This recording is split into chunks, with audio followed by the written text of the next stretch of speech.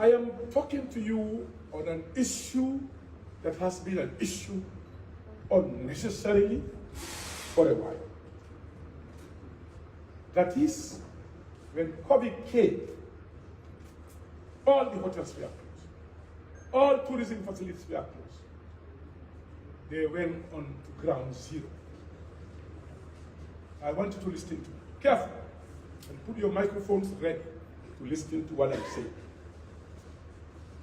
I then thought, as a minister responsible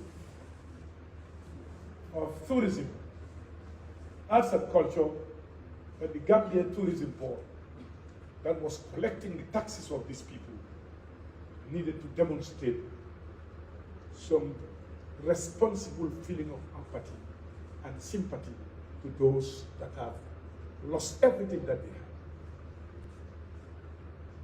have. I directed through the board chair that let them be on part-time, to also show solidarity to others who are on ground zero. Well, the implementation was nagging. And I am responsible of taking decisions that I deem to be fit and necessary. When I realized that there was a strong resistance to my directives,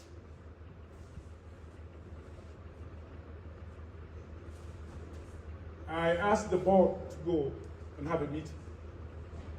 In that board meeting, it did not come in the agenda, even though I have written through the board to ask them to implement this, consider implementing this. It was government business that the duty board need to take some decisions, prudent decision to try to save resources, because we didn't know when COVID was going to end. It was initially for a period of 2 weeks, 3 weeks, 1 month at most, and we considered as to whether do we need to continue or close the board, dissolve it for everybody to go, or redundant everyone. I didn't want to take the decision. I felt no, we cannot redundant them because everybody is redundant, but let's make sure we give them a chance, let them earn half, and we proceed and see how things will go. Some of them were bent on never to see the company. And we realized that the board also was not acting the manner and the speed we wanted this thing to be. I appointed the board through the President of the Republic. I straight away dissolved the board with the approval of the President of the Republic of the country. I dissolved the board. Then there were some staff who felt that they are super God, super, nobody should touch them, they can do whatever they want, and that nobody can do. I was determined to make sure we get it done. And it was done. Then they wrote a petition alleging a lot of things, corruption, lodges not, contract not awarded, not supported by GPPPA, money being taken on all allocations. They made a lot of allocations. Went to the National Assembly. Said, we are prepared. Let them call us. We are born here, bred it. We fear no one. What we do, we know we do it right. We may not be perfect, but we can stand anywhere and defend our decisions. And if any one of them have evidence, let them go and put it to the committee. This committee sat, met almost everybody. When they met almost everybody, I think I was the last to meet the committee. When I went to meet the committee, the first thing I did was to tell the chairman to lead petitioners. That is Sheikh Omar Bah, my own brother, Lamin Boja, have issues that he, the chairman, needed to know. And I told the chairman, you are in the same party with Lamin Boja. You are in the same party with Lamin Boja. Therefore, you cannot be chair of this committee. You will be biased. You will not do justice in treating this. I want to prove that further to you. When I said you are the same party with Lamin Boja, I'm not making allegation. I'm too good to do that. Lamin Boja in his Facebook, wrote this.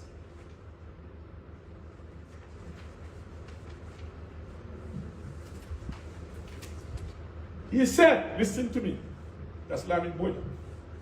The president castigating Gambians in the diaspora is another of his series of betrayals of the people who helped him remove dictatorship in this country. He is the biggest betrayer ever born in the Gambia. As a government employee, addressing a head of state in that manner. And he further said, listen to me, I believe, I am confident Halifa Abubakar Saleh will win the elections in December. With a lot of other things, because there was another child who resigned,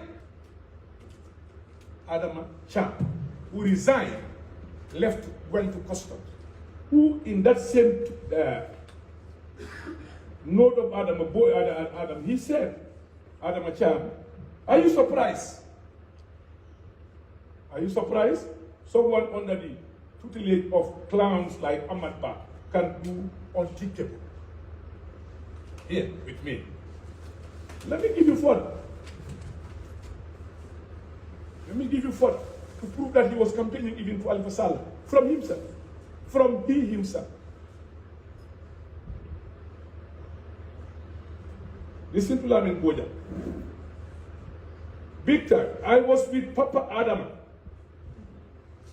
on the campaign trail during the weekend and active on the social media during the week. It's a confessed fraudster who have stolen money, confessed it. I have the document here. Listen to it. I read it for you. Let me read it for you. I say he cannot bring a petition against anyone because he is a thief and a criminal for that.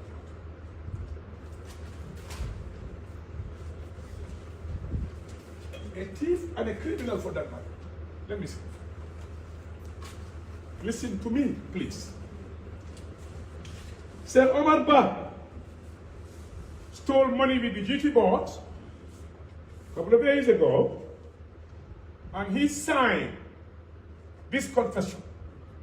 I, Sir Omar Eba, do hereby agree for the GT board to use the amount owed to me as an overseas study allowances amounting to $589,050 and offset against payment that I fraudulently made amounting to $678,585 without following due process and obtaining approval required. One, it's a confessed fraudster. This amendment doesn't end there. What he did, when I saw them resisting, I wonder why somebody should resist being on part-time when your colleagues are gone. I ordered immediate audit of the Gambia Tourism Board. Can I tell you the revelation of the audit? The revelation of the audit. Listen to me. Sir Omar Ba was found to have defrauded over $1 million of the GT board. We forward the matter to the police for action with all the evidence that they are attached to, all the bank reports, all of them are, everything from Ajib Bank. He went to the police they paid the money. I think it's 1,028,000. Let me get you the correct thing. Documents are here.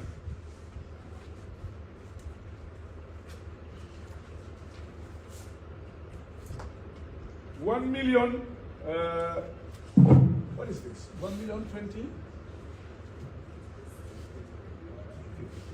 1,025,850. He defrauded the GT board. And this is the lead petitioner now. Who is talking about corruption? He has included the 600 something thousand. He said, no, after the audit, when they were resisting this, when we ordered the police to prosecute him, he went and paid the money. That's the receipt of payment to GT board. That's the receipt that he paid to the Gambia Tourism Board. The receipt he paid. Went to the police, they paid him 1,025,850 of the Gambia Tourism that he defrauded. Do you know how he defrauded this? This very simple. Who was the lead petitioner? You know what he did? He went and obtained 2 ID cards in 2 names of the same Sheikh Omar. I have a photocopy of the ID cards here with me. I'll show you. No, we have to get to the bottom of this.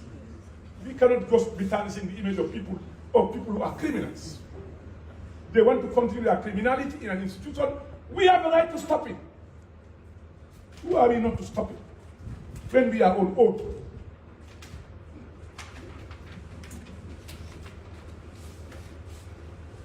And that's one of the ID cards. Oh la la. One of the ID cards, Omar Eba. One of the ID cards say Omar Eba. That's it, look at it. And the other ID card says Sheikh Omar Ba.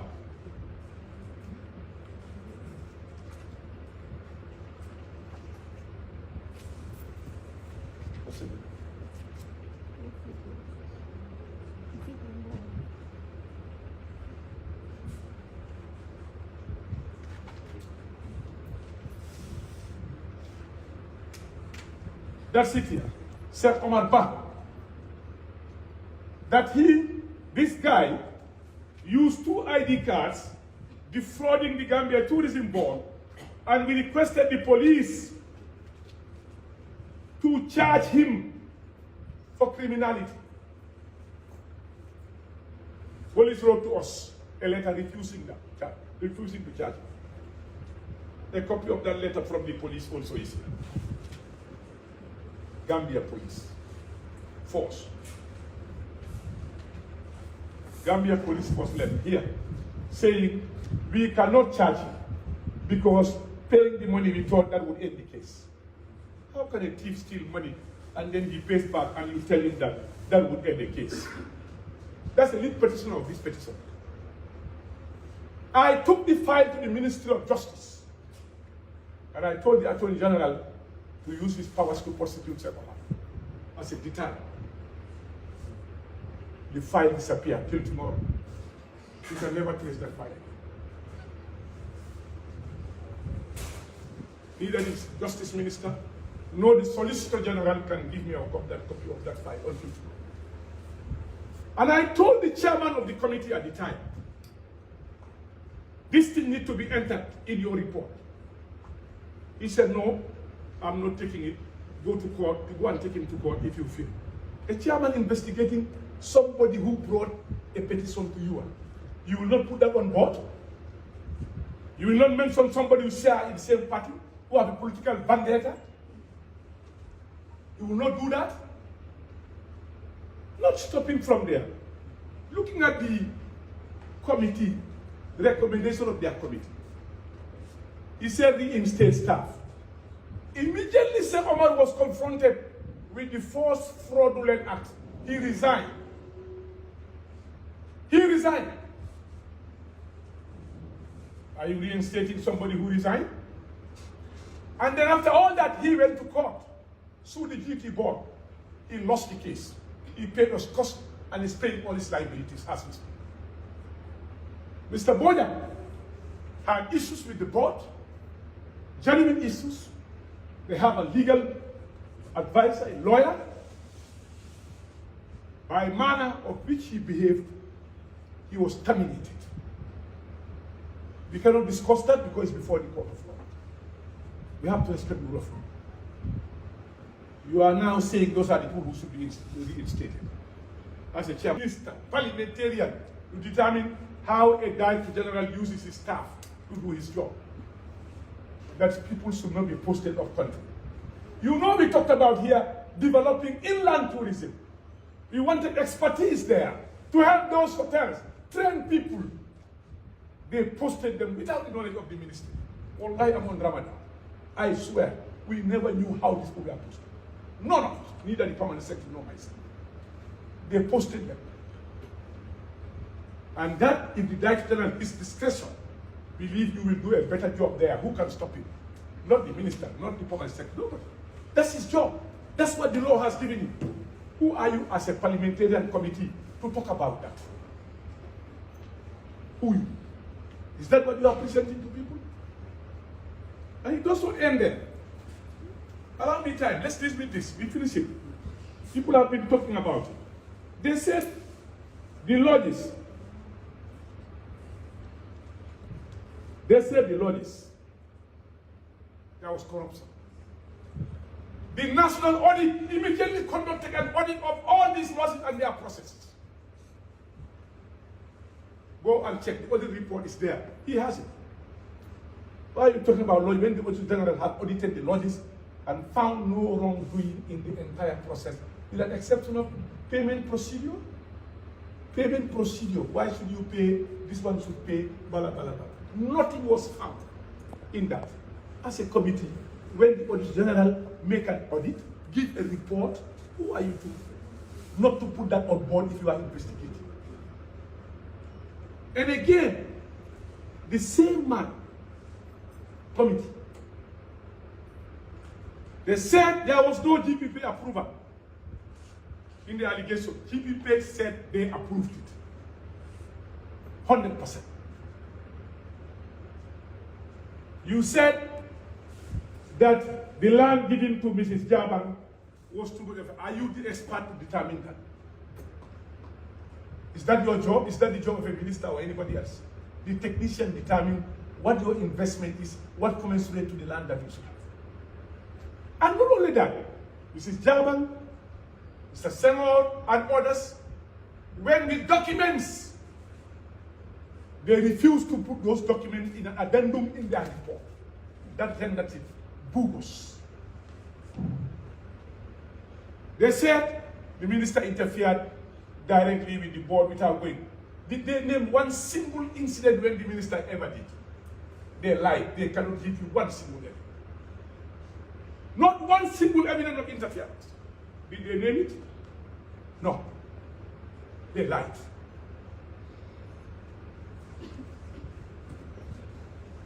Budget allocation. Budget allocation. The official process was duly completed. An amount allocated to the ministry to help it use it to function perfectly to do its job.